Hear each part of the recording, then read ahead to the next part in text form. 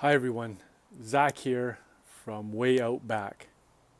So I don't know if you've been watching, but if you have, you've noticed that I've been towing my vehicles with a newer Ford Edge.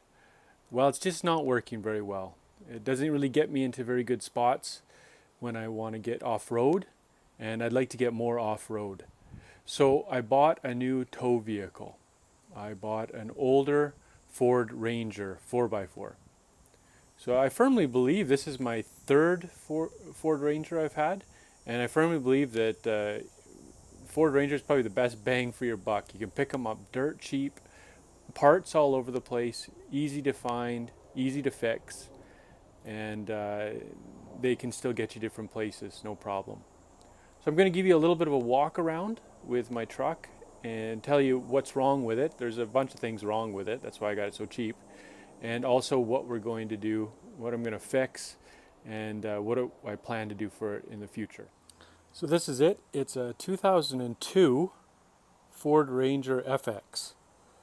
So why I picked this one is it seemed like the previous owner really took care of it. A lot that I looked at some 2008, 2007, 5, and they were all rotted out along here, along the bottom. Right along the rocker was all rotted right out. In the back, the doors, everything was just rusted right out of them. And this one wasn't. It's actually, the previous owner said that he undercoated it fairly regularly. Actually, I think it was the owner before this guy undercoated it, took care of it. And then just a young guy bought it and really didn't do much with it, just drove it. And because of that, I've got some work to do. But so here it is. Not too bad shape. Sometimes these tailgates were all rotted out at the back, but this one's in pretty good shape. There's some damage. The last time he drove it, where he parked it, he went off-roading and really damaged it pretty good. But there, and then also here, the front fender, you can see smacked it up really good. So I'm going to fix that, but honestly it just helped to get the price lower. So, and again, no rust coming through. So it's got a 3-inch body lift on it. 3-inch body lift, and it has 33-inch tires. And it's got the 4-liter. But again, it needs some work. It was not, the young guy that owned it last did not baby it like all the previous owners, that's for sure.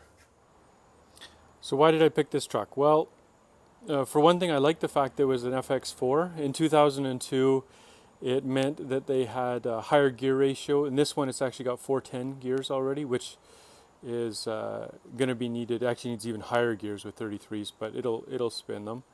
And then it's also got a Torsen rear end, which is a locking, well, a limited slip differential. That'll help.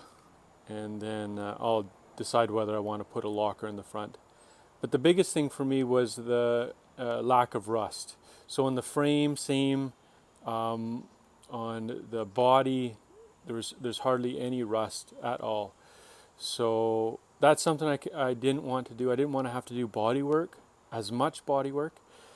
But I don't mind doing mechanical work. Mechanical work's pretty easy. So that's the plan. Now I'm going to show you what's wrong with this truck, what needs to be done, and then these will be different videos in the future as we go through and fix each one of these problems.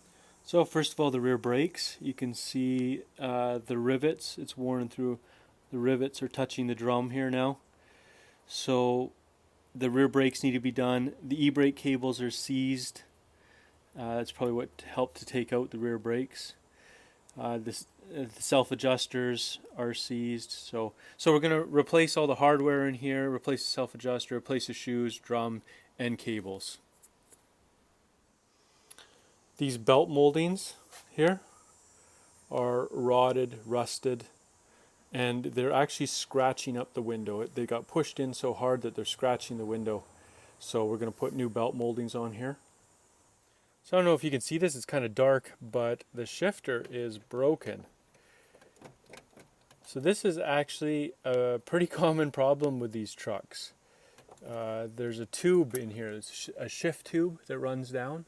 And what happens is there's plastic bushings that fit on them. And then once those bushings where it's bent metal to metal, and eventually the tube cracks right where those bushings go because nobody replaced the bushings. So now I need to put a new shift tube and a rod and new bushings in there. So that's going to be a project that I'll cover in a video. Here's something that's kind of interesting. The young guy I bought it off, he's complaining about, I guess he ended up getting in an accident, breaking this wheel, and had to get the knuckle replaced, the knuckle that's inside. And ever since, he was complaining about problems breaking, brake pull, all sorts of weird things. But if you notice, take a look at that rotor where the pad is on the rotor. So he just put on all brand new rotors, brand new pads, and brand new calipers. And they're all ordered for this truck. But look at this side, and now I'll go show you the other side. Now look at this side, the rotor. See how much more the pad, it's completely on the rotor. There's only a little bit on below.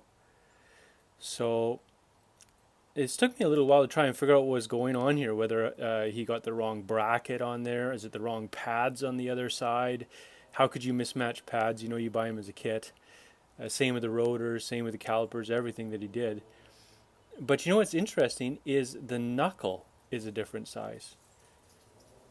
So they'd installed a knuckle off 2004 or later. So 2002 is different than the rest of them. You can't just put these, even though it's four-wheel drive and it'll fit, the geometry is different. So once that'll be a video, I'll show you the difference between those and as I rebuild the front end.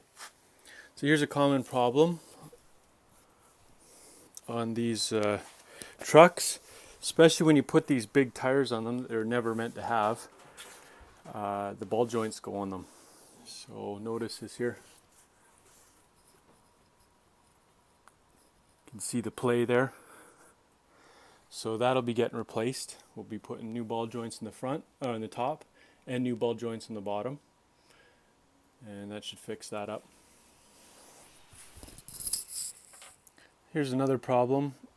A stick must have got jammed in here. You can see the fan blade. It's cracked. See the chunks coming out of the fan blade? And it's solid. So the clutch fan is seized.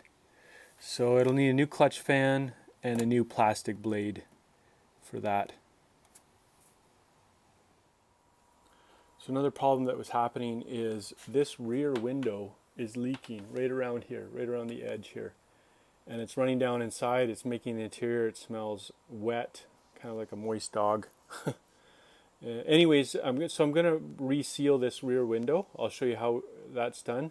It's fairly easy, it's just bolted in all the way around. And then there's just butyl tape that holds. Okay, so that's about it. So we will have a few videos like on a tune-up, how to do a tune-up on your Ranger.